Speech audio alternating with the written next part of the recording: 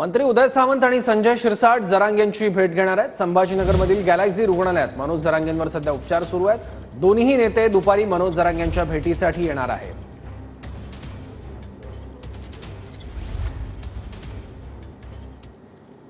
अमरावती कृषी उत्पन्न बाजार समितीत शेकडो क्विंटल शेतमाल हा पाण्यामुळे भिजलाय। काल झालेल्या पावसामुळे शेतकरी आणि व्यापाऱ्यांचं नुकसान झालं। शेतमाल सुरक्षित ठेवण्यासाठी कायमस्वरूपी उपाययोजना करण्याची मागणी केली जाते आहे। शेतकऱ्यांनी प्रशासनाकडे परत एकदा ही मागणी केलेली आहे।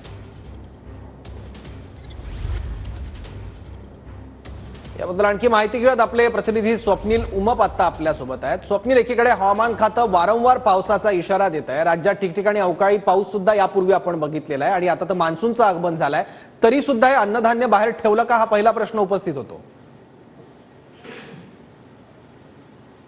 नक्कीच सौरभ, एकीकडे मान्सून दाखल झाल्यामुळे बळीराजा सुखावला असला तरी दुसरीकडे मात्र अमरावती कृषी उत्पन्न बाजार समितीत याच पावसामुळे शेतकऱ्यांचं आणि व्यापाऱ्यांचं नुकसान होत आहे। वेळोवेळी शेतकऱ्यांकडनं मागणी होत आहे की पावसाळा जेव्हा सुरुवात होतो तेव्हा शेतमालाचा लिलाव जो आहे तो या शेडमध्ये झाला पाहिजे, परंतु शेडमध्ये लिलाव होत नसल्याचा आरोप शेतकऱ्यांचा आहे आणि याचाच फटका जो आहे तो शेतकऱ्यांना आणि व्यापाऱ्यांना बसलेला आपण बघू शकतो। मोठ्या प्रमाणावर काल मान्सूनचा पाऊस आला आणि या पावसामुळे जे आहे ते अमरावती कृषी उत्पन्न बाजार समितीत विक्रीसाठी आलेल्या सोयाबीन असेल, तूर असेल, हरभरा आणि ज्वारीचं आणि सोबतच गव्हाचं मोठ्या प्रमाणात नुकसान झालेलं आहे।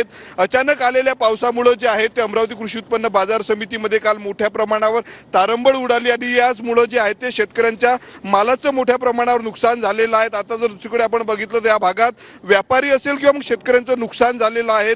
वेळोवेळी मागणी केली जाते शेतकऱ्यांकडनं की शेडमध्ये शेतकऱ्यांचा माल असला पाहिजे आणि त्याच ठिकाणी शेतकऱ्यांच्या शेतमाल सुरक्षित राहू शकतो, परंतु काल जर आपण पाहिलं तर संपूर्ण लिलाव जे आहे ते बाहेर झाले आणि त्यामुळे अचानक पाऊस आला आणि या पावसामुळे मोठ्या बरोबर। धन्यवाद स्वप्नील या सगळ्या माहितीबद्दल।